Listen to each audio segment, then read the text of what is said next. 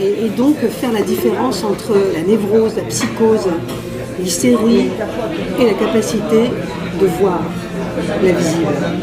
C'est intéressant. On a confronté nos deux positions et on se rend compte que la frontière est très très mince et que Freud, mais surtout Jung, l'avait bien compris, hein, et effectivement Jung a été controversé parce qu'il était vraiment très proche de cette médiumnité. Et effectivement, on a beaucoup de choses en commun. On développe sur l'hystérie, sur la psychogénéalogie.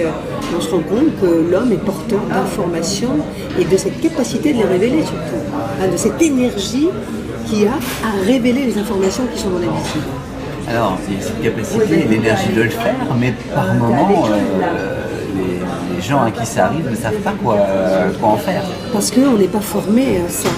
On n'est pas formé à toutes ces choses de l'invisible. On ne nous élève pas. On nous élève en nous disant ne t'occupe pas de ça, c'est ridicule, ça n'existe pas, ce n'est pas vrai.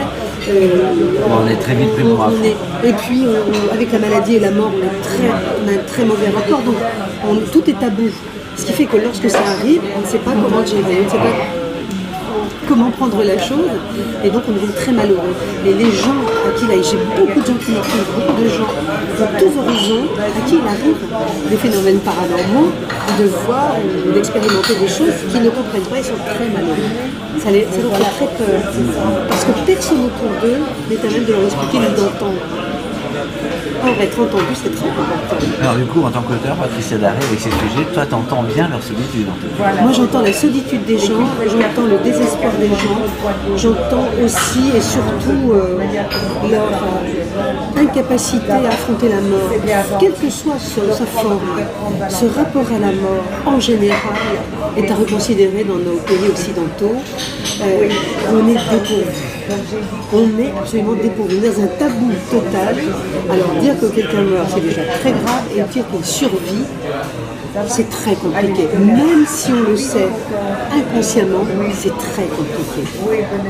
Tout le monde le pense, personne ne le dit, parce que tout le monde a peur d'être pris pour un fou. Et tout le monde le sait inconsciemment. Tout le monde a eu des signes. Je pense que dans toutes les personnes que je rencontre, il n'y en a pas une qui m'ait dit « je n'ai jamais eu de phénomènes paranormaux dans ma vie, il ne m'est jamais rien arrivé ». Tout le monde a eu au moins un rêve prémonitoire, un signe étrange, une apparition étrange, tout le monde. Mais on refoule et on n'en parle pas. C'est pas la meilleure solution.